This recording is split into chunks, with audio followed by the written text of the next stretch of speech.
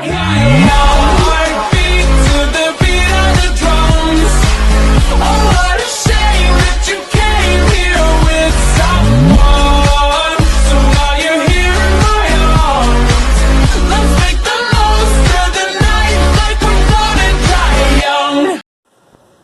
pessoal, tudo bem com vocês?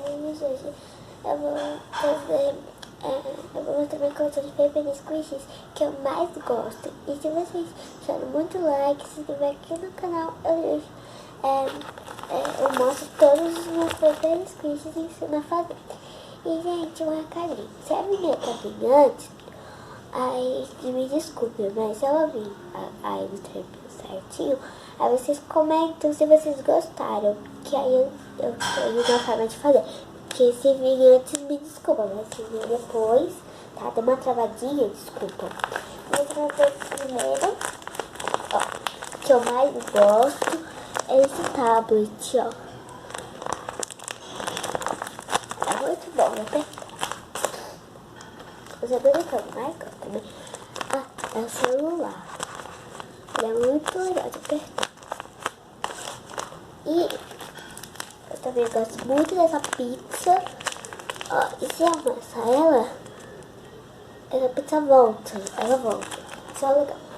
Também gosto muito desse biscoito, gente. Esse biscoitinho muito fofinho. Ele tá mordidinho, ó. É o que faço, gente. Tem esse cupcake. Muito legal, muito brincar. Tem esse que é uma história. É assim. Esse fui eu que ganhei. Quando eu tô muito estressada, eu vou lá e aperto ele. Esse aqui do entendeu? Aí deixa eu ver lá que saiu daí. Entendeu? Tem essa fatia de pizza. Super boa. Desculpa se o vídeo ficar muito curto, tá, gente? Aqui, ó. Então, e, gente, eu tenho essa.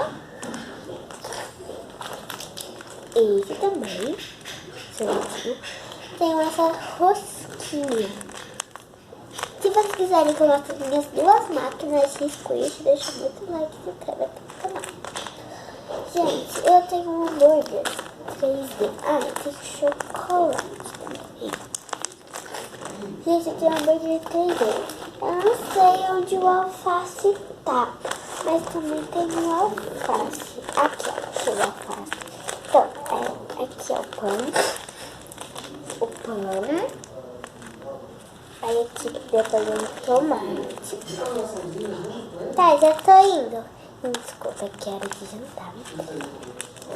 Aqui, aí tem o alface e o pão. Tem a carne também. Aí ficou meu que tem. Bom, gente, se você gostou desse vídeo, deixe seu like, se inscreve no canal. Um beijo. Tchau, a minha pele, gente.